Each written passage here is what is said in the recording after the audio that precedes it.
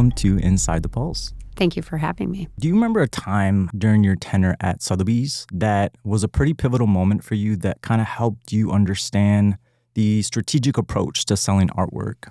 I mean, my experience overall at Sotheby's was pretty pivotal, I would say. But one of the things that I really took from my experience there was the approach of client management and relationships. Relationships were so important to the business overall that it's something that I really work hard to cultivate.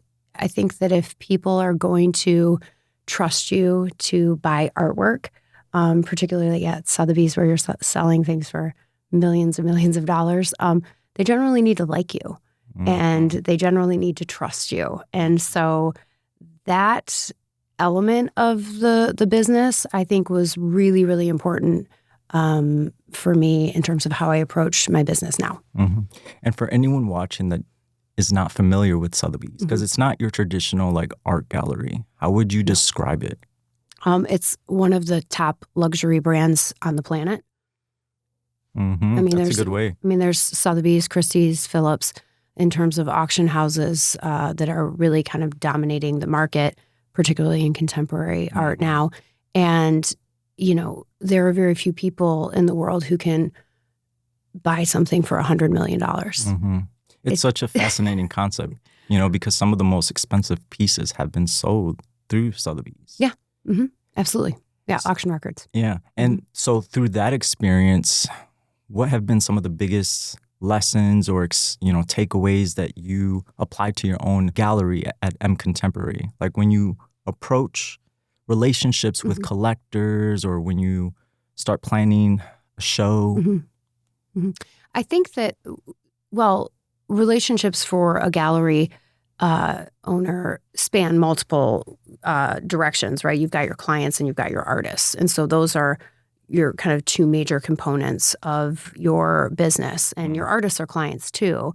And that was something that I really took from my experience there because I ran the valuations department. And so my clients were also the experts because I had to work with the experts every day. And, you know, I would need things from them all the time. And so it was managing those relationships and understanding how to kind of navigate the internal dynamics was really important. And I think that for a gallery, you know, there's a lot of that too. You have a lot of personalities, you know? I mean, artists are a particular type of person. I mean, none of them are the same, but creatives are an interesting group of people to work with. I mean, they're the best, I think. And so expressive too. I mean, I think we forget they're human beings that are living life and sharing and being so vulnerable with, you know, the entire world, because that's one of the big things that I think about when it comes to artists of any type is that they're literally pouring out their, you know, soul to the world and allowing people to come in and criticize and judge and determine opinions about what they're doing, you know? So it's, you become this kind of like product in a way to society. It's a very vulnerable space to be, I think. And it's important to recognize that. And it's easy to get caught up, I think, when you're running a business of like, oh, this is what people like, right? This is what we need. But at the same time, I think it's really important to allow artists to say what it is that they want to convey. I mean, that's where the magic is. Also, really. too, when they're not comfortable or when they're in need of something. I just recently heard a clip from an artist that she's a pretty new artist, young artist. And there's a lot of buzz about a statement she made. It's Chapel Roan. She's an artist. Yeah. And she had mentioned in an interview that she thinks it's weird when people come up to her and just assume that they can touch her and hug her. And, you know, it's almost like that wall that people forget, like, oh, this is a human. It's not like I can walk anyone up on the street and just without asking, you know? But I think when it comes to a creative and an artist, it's almost like there's a different dynamic. It's it's almost like you're connecting to somebody on a personal level through a screen, not even realizing that your impact on their life, the way that they see the dynamic of that relationship is so unique and different. I mean, I think the construct of fame now is so different than it used to be that it is weird that people feel like they know you even when they don't. And depending on how much you share of yourself online, that gives people, I think, sometimes a sense of permission because they feel like they're seeing you when you're vulnerable, or they're seeing you when you just wake up, or when just before you go to bed, or, you know, people are sharing all these moments of their life. And so at a time when people struggle to connect on a personal level, these online relationships can feel very real, probably. And I don't blame her for being weirded out by people coming up to her, because I think she's probably thinking this is just me sharing my life, me doing what I do because it's social media. But when maybe if you're someone who doesn't have a lot of personal relationships, that might feel very personal to you, even though in reality it's not, you know? And it's an interesting concept because it's so parallel with modern day contemporary artists and, you know, other mediums of art. They're starting to become personalities in a different way than they've ever been before. They're almost because when you look at artists that now have huge followings on social media, that concept wasn't common back in the day in terms of like, there was Warhol. Yeah, but in terms he of started like, it. Yeah, you know? But in terms of like a local artist that can now have 50,000 followers consistently actively engaging with their content, that concept like 15, 20 years ago wasn't as common. There were media outlets that were showcasing these artists and projecting them in this light of esteem. But now you can literally blow up, have a viral piece. I mean, any medium. There's comedians that blow up overnight. And then understanding how to handle all of that kind of traffic, attention, and then understanding that it is a business, you know? It's such a unique perspective for creatives to kind of start to develop a healthy relationship with. I think it's hard for anybody to develop a healthy relationship with it, to some degree. But And then, you know, the next part of it is that when you start to get that traffic in and really start to comprehend that, oh, it is a business. How do I start setting up myself as a product? How do I start increasing the price of my work in a way that reflects the current, you know, demand of my artistry? What has been your approach to when you develop a relationship with emerging artists or even artists that have been established and around for many years? How do you approach that methodology or that strategic approach to pricing artwork? I think one of the things that I usually do when I start working with an artist, or if I go on a studio visit, which I do all the time, it's a huge part of my job. It's one of the coolest parts, actually. But generally what I do is I'll go into the studio, kind of look around at what's there. Hopefully there's a lot.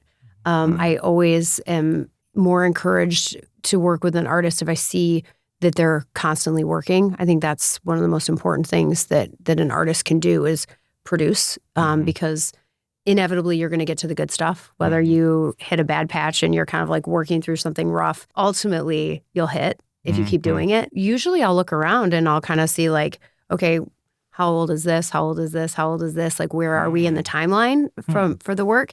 And then, you know, I always say like, what are these selling for? And a lot So you of ask the artists? Yeah.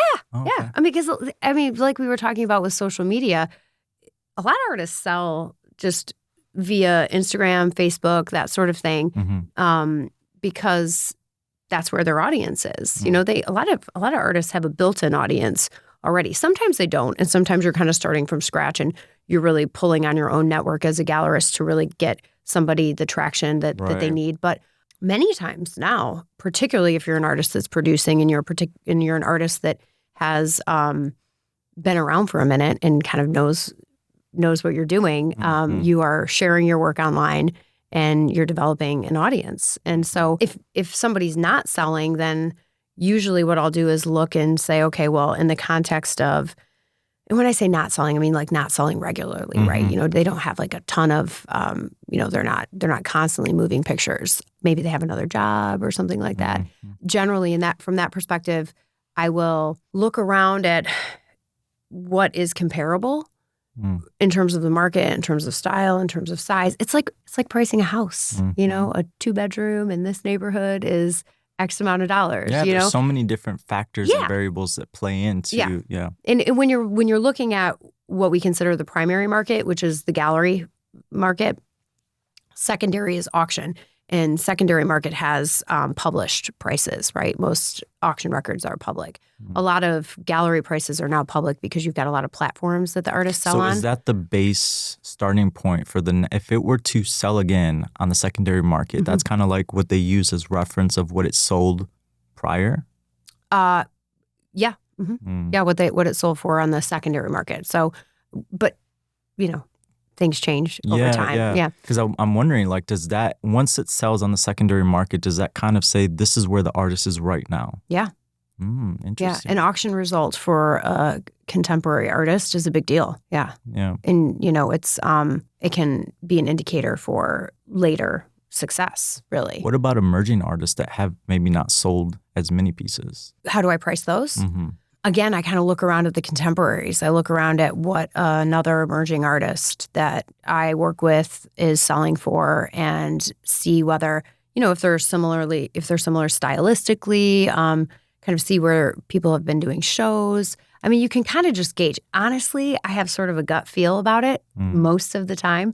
I can kind of look at something and be like, that's kind of what I think. But I mean, I've been doing this for a long time now. And I've been doing it at really high levels. I mean, I wasn't pricing work at Sotheby's, but I was sitting in on pricing and I was looking at pricing. And that's applicable to any industry. It's like whether you're in medicine or whether you're in creative, over time you start to develop this sense of just knowing. Yeah, it's just a feel. Like you have a sense of like, what would someone pay for this, right? And how would the market respond to this? Yeah. And I think that, you know, with my job as a gallerist, I have a responsibility to the collector to price things fairly. And I have a responsibility to the artist to make sure that they're not, you know, kind of giving it away to a degree. So usually my prices we try to price for the market. Like I try to price to sell. Nobody wants a bunch of stuff sitting in their inventory. You know, I don't need it all in my storage. I want it in collections. Yeah. I want things in collections. I want things to be with other works that will kind of elevate the piece over time. And that's something that I see a lot of young artists kind of struggle with is pricing. I mean, it's always a question I get. It's one of the first things people will ask me on a studio visit. And what do you usually tell them when they come to you and say, Melannie, I have no idea how to price my work? Yeah, I just give them my best advice. You know, I'm like, something like this, I would say probably around here. Something like this. But you know, you always want to start at a place where you can go up. Right. You don't want to be a 20-something-year-old artist selling out of your studio and everything is $10,000 and you're not selling any. I mean, if you're pricing things at $10,000 and they're moving, congratulations. What does the market see when an artist at 20-year-old has their art listed at $10,000 and is not selling? What does that tell the market? I mean, I think it will that it might be overpriced. I mean, it depends though. Like it could be something that takes a tremendous amount of work, right? Like tremendous amount of energy, tremendous amount of time. And I get it that you don't want to price your stuff for pennies. You know, you don't want to get paid 5 cents an hour. I understand that. But my advice to artists at that stage when they're having trouble moving their work and it's really priced kind of high because it's really time intensive, labor intensive, is try to find a way to do it faster. Yeah. You know, I mean, try to work smarter, not harder would be my advice in those situations. Or don't take my advice. You could do either way. You could do either one. And that's I mean, I'm only one person, and that's what I try to tell people. And that's too. what I always say about when it comes to like service-based business is that the market will tell you what you're worth. I heard somebody once give the advice that if you have your price and you get 10 no's, then more than likely it's not what the market sees in terms of what you set the value as. You got to bring it down a little bit until you get to a point maybe where it's like, all right, now you're so busy that you got to increase that number a little bit to accommodate. If you've got an inventory problem, that's the best problem you can have. Yep. If you can't keep it in your studio, then you know you're in your sweet spot. but it's hard, you know, and you don't want to tell people, oh, that's not worth, is it worth 10? Probably. Mm-hmm. Is the market going to pay it right now? Maybe not here. Mm-hmm. You know, maybe it's more of a New York thing. Maybe it's more, Right. you know, maybe it's a different, like we're in the, you know, my expertise really is in the Detroit market. Like I really work with artists here and collectors here. I mean, I have collectors outside of here, absolutely, but the artists that I work with are really in Detroit. Like that's sort of my specialty. So at your gallery, Contemporary Art, you only sell work that has not been sold before. So that's primary market. I mean, I'll move things sometimes for people outside of that. So for somebody trying to define the difference, so primary market, like you said, it's hitting the market for the first time. Secondary, Generally. It's been sold and now it's being resold. Yeah. So why do people resell? Sometimes people like move. They don't have space for things. I think sometimes when collectors start out, I work with a lot of emerging collectors and new collectors. And sometimes their style changes or their taste changes. It evolves, you know, like I think it's like anything, you know, when you first start getting into it, you are drawn to certain elements. And then the more you dive into a subject, the more nuance you discover and the more you kind of figure out what you like and what you don't like. And maybe it just doesn't fit your collection anymore. You know, maybe you've decided to pick a specific focus. Sometimes people will sell things because they kind of want to upgrade. You know, they're like, I bought this for a good price, but like I really have my eye on this thing that's a little bit more expensive. It's a little bit bigger. I think it would be a great fit. Like if I could sell this, then maybe I could, you know. Yeah, it's like they say, like art is an investment. And I feel like once it gets to a point, the same way that you had mentioned with real estate, it's that if your house, the market value increases and you sell it, you're getting a return on that investment. Sometimes, yeah. I mean, it's contemporary art is speculative, right? It's like anything. So you really want to like what you have, and really, you're gonna hold on to it for a minute. For a minute, what's a minute?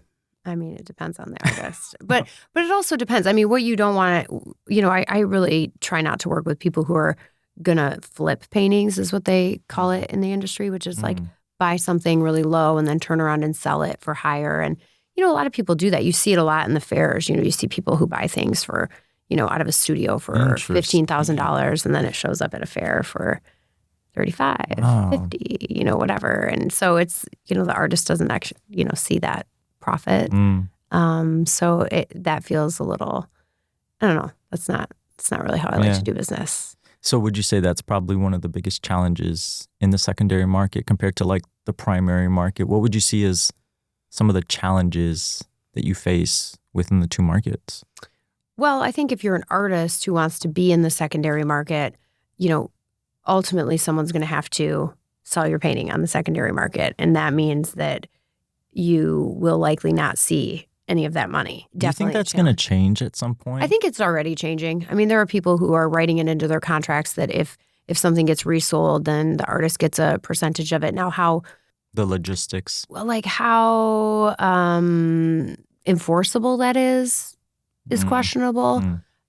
I think that's yet to be seen. Can it sort of shame you into doing it? Yeah, perhaps. And, you know, if you, you know, if a gallery is going to make a point to do that and then, you know, kind of hold the person accountable. But I mean, that's another level. I mean, I work in emerging, for the most part, emerging art and with more emerging artists. I mean, several of the artists I work with, their markets are really going up and doing really well. But, you know, when people are selling things for hundreds of thousands of dollars, it's a different conversation. It's a different conversation. Yeah. I don't know how relevant that is to our audience, but yeah. I mean, but I think it's important to at least have that forecast because I think every artist, I would assume, maybe not all, their goal is to get to a point where their work is selling for $50,000, $100,000. Yeah, of course. You know, that's what we all want as creatives. Yeah.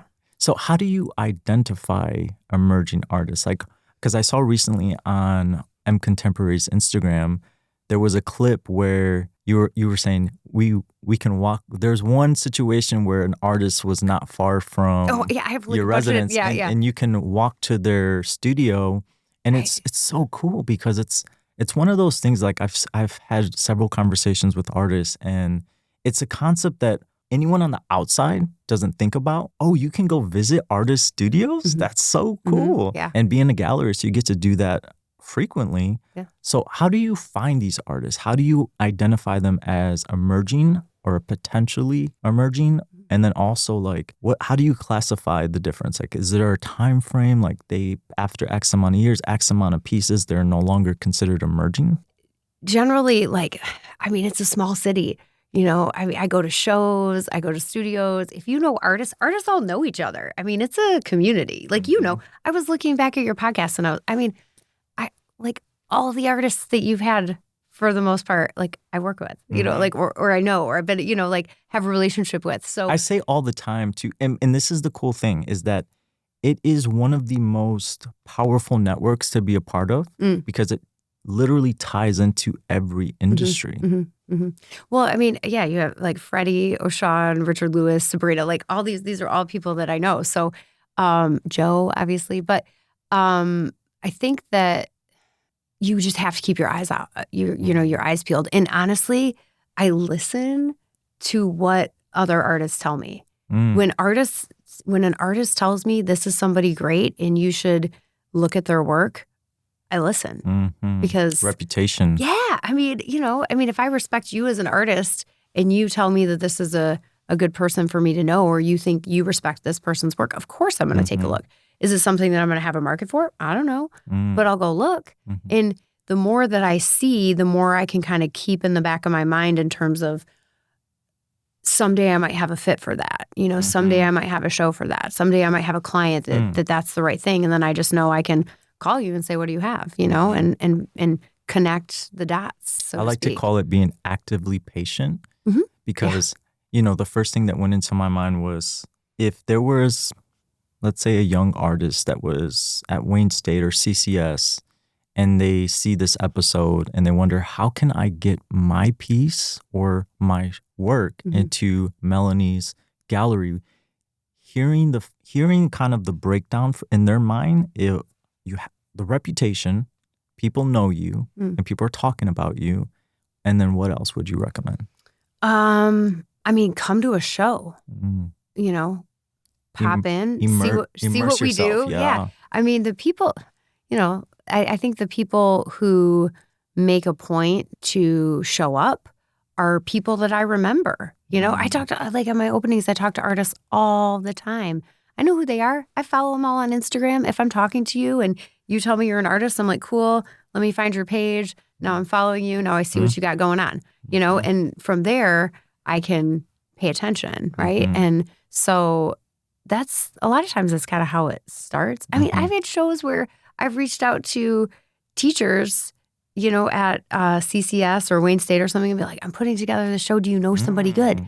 You know, I run into Cheeto Johnson, who teaches sculpture at CCS, and I had a show and I was like, I need some sculpture for the show. And it's being so strategic with your relationships. It's not to say like to be, what's the word I'm looking for? It's not to say that like you have to only do this in order to get something from it. It's just every relationship, every person that you feel has had an impact through the interaction with you, they start to remember, okay, this person is not only talented, they're consistent, they're respectful, they're always present at every single opening or several openings. They're immersing themselves into different groups. It's like you have to be strategic and purposeful with your efforts in order to be remembered, because there's so much happening in the world that it's so, even if you're the biggest name in the world, we forget.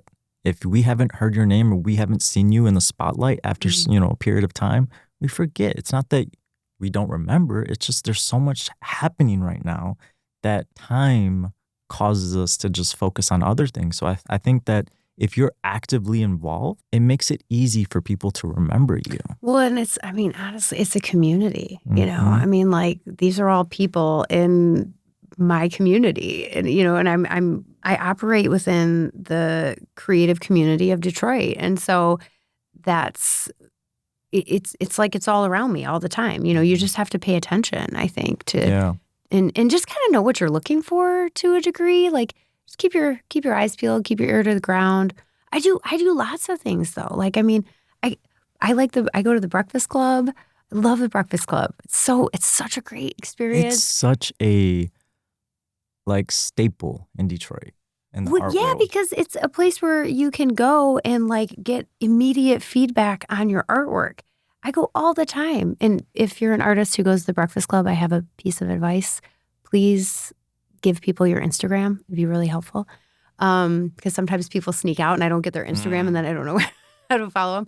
But it's not just artists. I mean, it's collectors. Like people, it's a very consistent place for people to really develop and work on their skills and get a sense of what's hitting and what's not hitting. And I don't know. I think it's awesome. And ask questions. Yeah. And you could talk to people after. It's really, I mean, I don't know. I think it's wonderful. I really like things that kind of bring people together around art that provide opportunity, and I think that's one of them. Yeah. You don't only move in art spaces, but you also work with a lot of interior designers as well. Yeah. Like, what have you noticed the dynamic, or like, how do you approach relationships with interior designers in a different way that you do with art professionals? I mean, interior designers are also clients, right? But they're usually representing a client. So for everybody, it's a little bit different. If it's sometimes interior designers are like, I just want to introduce you to my client and then I can get direct feedback. Sometimes it's a situation where the person wants to take what I give them, show their client, and then give me the feedback separately. That's a way to do it. It's really just listening, just get a sense of what people, what they're responding to. And usually, and some people take a lot of advice from their designers. Some people really have a strong aesthetic opinion. It's different. It's art, so it's subjective. It's a part of their creative process too, because they are a creative and they're creating a space. And I feel like it's a collaborative type of relationship because they're coming to you and saying, hey, we really need your help in helping us identify pieces that well, I guess this is more of a question. They present you with their concept and then you recommend on what you think would work best for their space, or they kind of give you some sort of like, we're thinking about these tones, we're going to be working with these materials. It's like all of the above, Ralph. I mean, honestly, like everybody's different, every space is different, every person's different. So sometimes I work with people who will send me photos of the interior and they're like, I need something in here.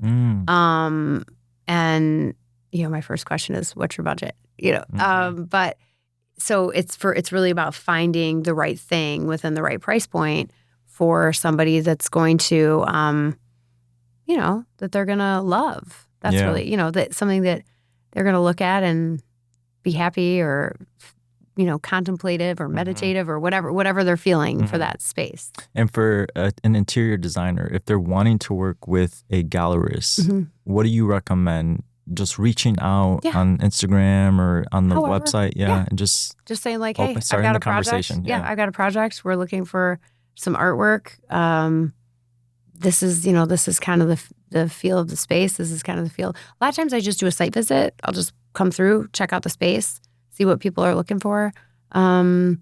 Sometimes I send them things digitally and then they select pieces and they'll come into the gallery and look at them. Sometimes I bring them into their home and they can see them in their space and get a sense of how things kind of feel together, how the work talks to each other.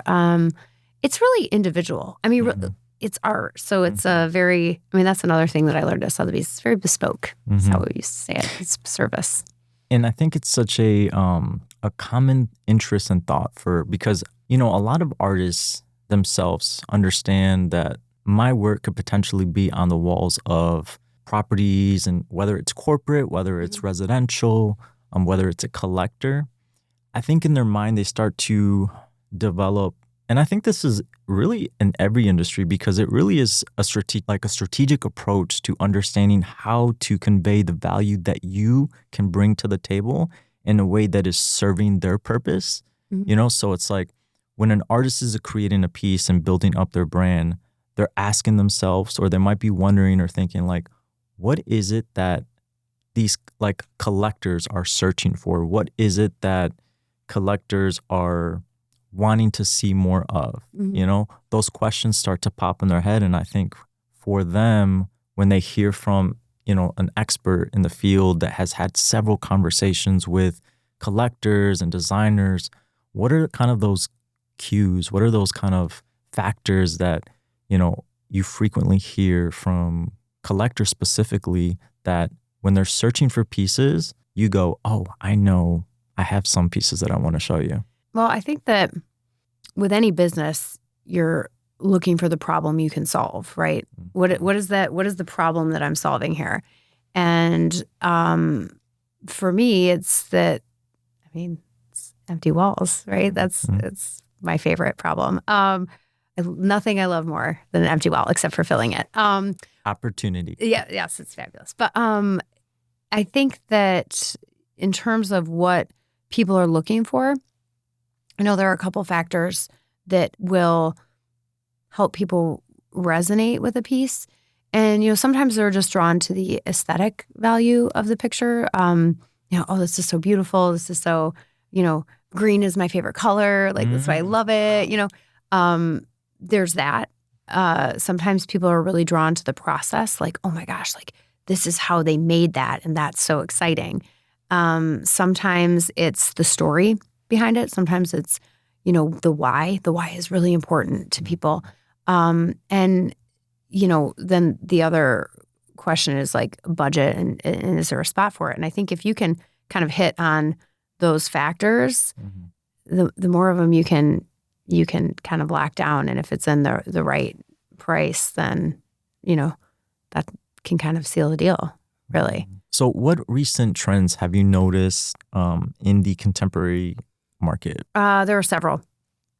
One of the trends that you'll hear a lot of curators are talking about, you'll kind of notice with a lot of the shows and stuff that are coming up, is this move towards textiles and more kind of tactile art, quilting, weaving, texture. Yeah, that fiber is like a really is really kind of gaining momentum, I think, within the contemporary market. It had often been sort of looked at as a craft, which I don't want to say is at odds with the contemporary market, but it wasn't always. It was considered more like you would see quilts being sold in like the Americana sales or, you know, something like that. It was deemed more of a craft. But I think that lately, in particular, you're seeing a lot of artists doing really, really interesting things, or people just really understanding what goes into it and identifying it more as an art form.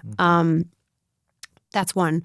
The other is, you know, there was a really strong shift several years ago towards figuration and portraiture. And while there's still, I think, a really strong space for figuration, I think what you're seeing is figures like in a setting or, you know, more compositional in the approach, you know, like multiple figures in an interior or figures in a landscape or something that has a strong narrative feel to it is becoming, I want to say, more popular to a degree. In something that I've seen personally and that I kind of feel there's a momentum toward is surrealism. Because you have this figuration, but it's also, you know, kind of tied in with a really evocative narrative. How would you define surrealism? Well, I mean, like surreal artists would be like Yves Tanguy, you know, like things that have like a dreamlike quality to them in a way. I mean, that's kind of, I guess, how I would describe it in a way. Things that aren't really like they feel grounded in reality, but they're off. They're askew in a way. That's something that I've seen kind of trending a little bit as well. And, you know, abstraction is kind of having a moment. Why do you think that is? Why do you think those trends are like starting to become? I mean, why are low-rise jeans coming back? You know, I mean, it's like... And it's cyclical. It's like anything, I think a part of me kind of feels like as different forms of creativity and art start to become more widely known and recognized, not just in the art communities, but like on a grand scale, more people are wanting to become artists now. Like you're not just, the options are no longer just an athlete or a singer or an actor. It's like you can be a creative director. I mean, you've always been able to that, but I think that just the access to the storyline of what that looks like, because anyone can go onto an Instagram account now and kind of see the storyline. And when I say storyline, I mean like for example, we'll reference Oshun Williams. You can see what exhibitions he's been a part of, which relationships with corporations he's, been a part of.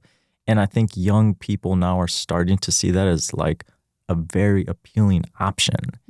And the interest of art is starting to become more of a large type of shift for young people. Well, I think for a long time, art was something that was considered such a luxury for a lot of people. I don't know that it was always the case, because I think that there was, there's always been people who were collecting, kind of small, collecting early, supporting young artists. I mean, there were some really, really great collections built by people who were not super wealthy. They were just really astute and knew when to kind of, were just real supporters of young artists. But I think that, because there's so much mass appeal through the technology that we have now, and there's this instant accessibility to it, I think that, that is a driver for sure. I mean, we're bombarded with imagery all day, every day. So finding something that can cut through the noise, finding something that can really resonate with people is important. And artists have always been able to do that. I mean, that's the skill. That's what makes you a great artist, is somebody who can, say what they want to say in a succinct and elegant manner. And it goes back to just the fact that humans connecting with humans, because there's artists that create pieces focused on certain causes or a mission, or they're trying to project a certain message. And I think when somebody's able to resonate with an artist and say, I love the fact that your work is so focused on my culture. Like, for example, we just had Southwest Freddie on, and a lot of his work it showcases the Latin culture, like the Mexican community, in such a cool pop culture type of way that it really, I just imagine young Latinos, like, for example, young Ralph being in Southwest Detroit, seeing all of this art, and it's showcasing my culture in a way, because it wasn't long ago. I remember being a 10-year-old kid and feeling embarrassed about talking Spanish around my friends, because then I was going to be made fun of.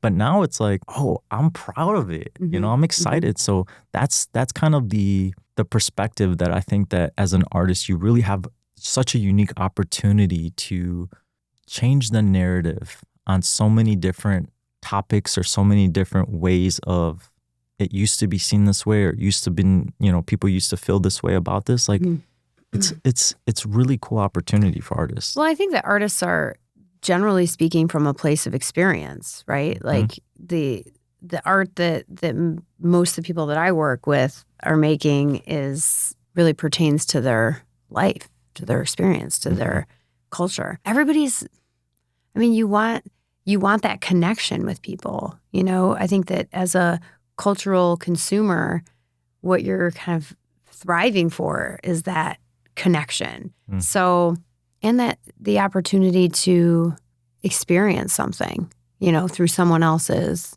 perspective. I mean, that's what makes reading so amazing, right? Like when you read a book, you're immersed in someone else's narrative. You're immersed in a world that you didn't create. And so I think art has the ability to do that as well, and visual art in particular. What do you think are some of the biggest challenges that artists face today? This isn't for the faint of heart. I mean, a lot of working artists have another job. There's inconsistency. There's an ebb and a flow. You're not every month is not the killer month. You have to prepare for that, and I think that it can be exhausting for one thing to constantly like put yourself out there, to constantly have to come up with new ideas and create and feel like. I mean, I think that perfect is often, the enemy of the good in a way. Like you and I talked about this before, where it's like you have to go through the things that aren't great in order to get to the things that are really great, And if you're just kind of stuck on the fact that, oh my gosh, this isn't working, and you get so caught up in it, then you can stop yourself from making something really great, 100%. And I think you and I spoke about this when we were doing the prep. Like, I've seen so many bad Picassos, and he had to do bad pieces to get to the good ones. Like we wouldn't have had Cubism, we wouldn't have had all these different art movements if people just kind of stopped and thought, oh, this is terrible. You have to work through it, and that's one of the biggest pieces of advice that I would give to young artists or any artist, anybody who's interested in creating, frankly, anything. If you're a writer, if you're a photographer, if you're a painter, if you're, whatever kind of artist, is like, you have to do it, and you have to go through it, and you have to do more. Yeah. You have to do more. It takes time. You have to be comfortable looking silly. And when I say like looking silly, it's like to yourself. Because other people don't care as much as you think they do. Yeah, they might comment, but it's so temporary, because literally a year could pass by and they're like, oh my God, you're amazing. Well, and you have to relax into the boredom too. Yeah. Because there's minutia in everything. I mean, my days are not super exciting all the time. There are things that I definitely like doing more than I like doing other things. And if you don't push past that point, then it never becomes second nature, and then you never really grow. Yeah. I guess that's been my experience. You have to settle into the boring and be comfortable in it and do it anyway. And it frankly just takes time, and everybody, I get it. Like, I'm an immediate gratification person too. Like, I want everything yesterday. I want to see the result now. But, I've been doing this for a long time, and it takes a long time to really do anything well. I mean, you could do something great on the first try, but like, are you going to develop the consistency that is really required to be great? Probably not, And I hear a lot of times people will say like, oh, how long did it take them to paint this? Like, how long did it take an artist to make this? And I think there's an artist, his name is Tony Rocco, and he told me this once, and I thought it was like the best answer. And he was like, well, at that time, I don't know, he was in his 40s, and he was like, 45 years. Like, like for him to be able to learn how to paint as quickly as he painted, to develop the style that he developed, that's how long. If you can paint a painting in three hours, it doesn't mean that you didn't that there's not work behind it. Such an interesting challenge in the creative world, because I think that when people, not just creative, but also digital, I think that when people see somebody build a house, they're like, oh, I get, like, each brick was laid down and then you put in the drop. But that's literally what it takes for somebody to get to a point to be able to create something from nothing. And then you look at it and you're like, oh, I can do that, but it's not. It's not. Yeah, I can do that. I mean, there's some artists that I work with, and people will be like, I mean, could I do that? And I'm like, no, you couldn't do it. I know you couldn't do it because you don't have the patience. You don't have the technique. That, like, these things take so much time to develop. And you had Richard Lewis on the podcast, and he's one of my favorite artists. And I mean, Richard Lewis can work on a painting for years, years and years and years. And it looks minimal. It looks like, I mean, how he can create something over such a period of time that there's not one extra thing in it is unbelievable to me.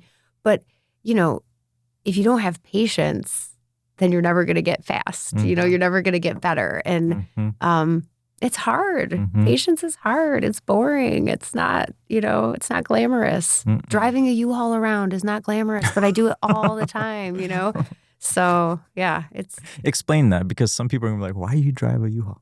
I mean, I drive you guys. I can drive a U-Haul. No, because I take art to people's houses, and if it's over a 48 width, it won't fit in my Durango. So that's when I get a U-Haul and load it up. I mean, I loaded up a U-Haul full of art to go to the Atlanta Art Fair. Drove it, loaded it, unloaded it, wrapped it, unwrapped it. It's the doing. I just saw Netflix, and I'm gonna send this to you. It was a documentary on artists, and there was an artist, Oliver Eliasson, I believe his name is. Wolfar Ellison. I may have gotten his name right. Was he a lighting design person? He is a artist. So I'll explain the piece in the documentary. He wanted to create a piece, an immersive piece that, going back to how we were talking about earlier, was trying to get a message out to a large group of people. So what he did was, the focus of the piece was global warming, right?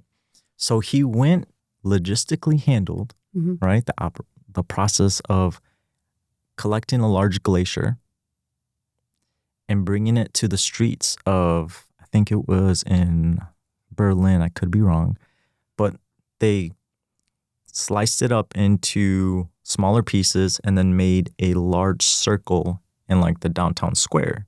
And people would walk up to the glaciers, take pictures, and in real time, it's melting right in front of their face. So it's like not just the actual doing it, but the idea and then executing on the idea is huge. I think so many people have ideas, but don't give enough credit or weight to the execution. Executing 9 times out of 10 is the hardest part. Ideas are just, they come all the time. If we're fortunate, they come all the time, but it's the actual implementation, execution of those ideas that often don't get practice. And when they do, when somebody, how we just said, I can do that, you probably can, but it's actually doing it. That is a huge part of expression in art. You cannot minimize when somebody actually executes on an idea. It's almost like you have to really appreciate what was created from nothing.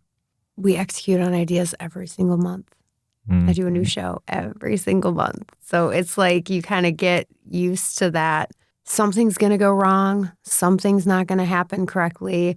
You just have to be able to roll with things, I think, and be as prepared as you can possibly be, while also knowing that something is absolutely going to happen. When did you feel ready to open the doors of contemporary art? You're never ready. Like, I mean, if I waited till I was ready, I'd still be waiting. Because I think that's a question that I think a lot of creatives want to hear from somebody that actually made it happen. It's because I hear so many artists say like they one day are aspired to open up a gallery as well. And I think that for somebody that has actually executed on it, there had to have been a moment where you were like, it's time.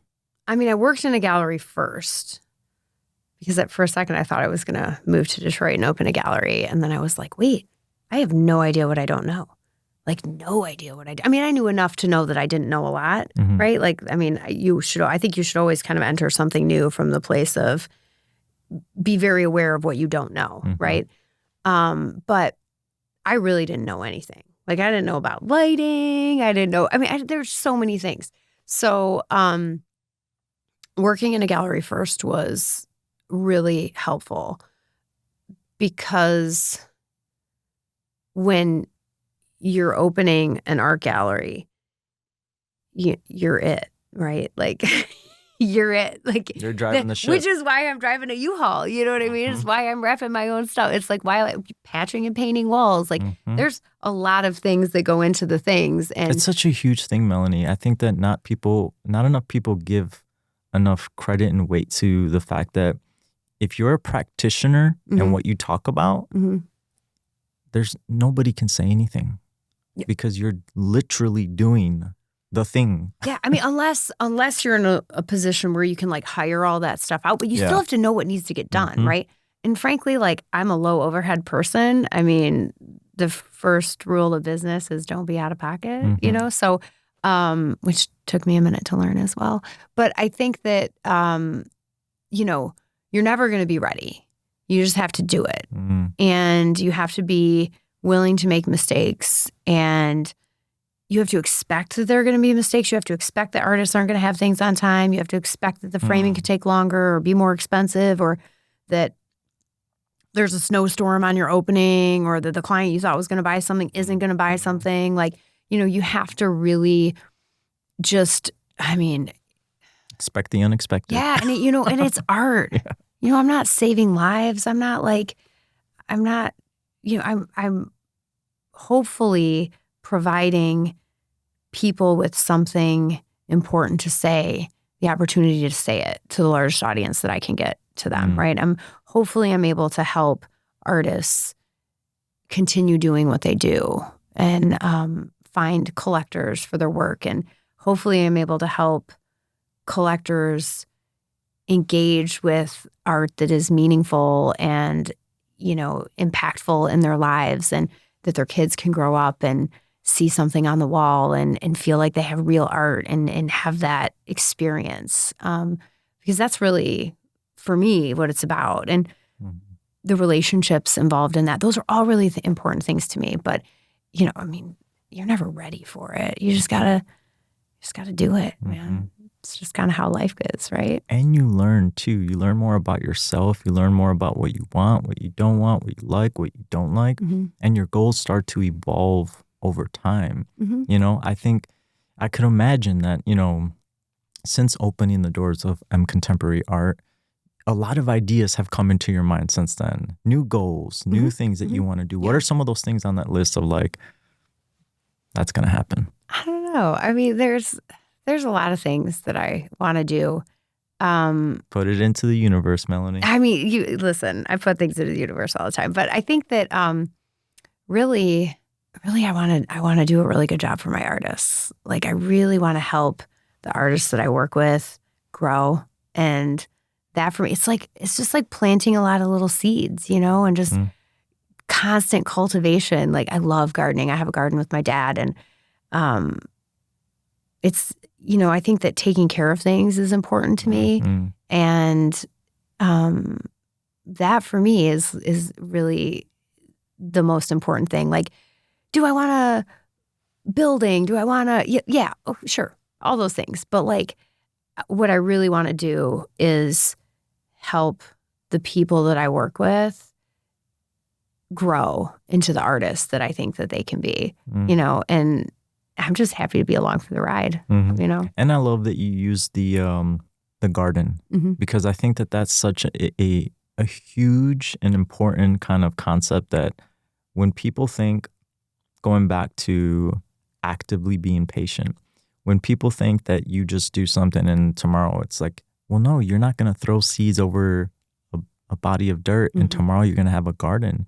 You have to nurture it. You have to take care of it. You have to love it. Off. You got to water it. You got to much. And then eventually starts to sprout, you know? So I think that's... But then even, you know, I mean, you got to be careful. If you plant tomatoes and they all fall off the vine, then you've got acidic soil. You know what I mean? Like, there's all these things that you have to, like, you don't really consider when you have a business. I think that ultimately, you know, that don't worry, everything will present itself at some point.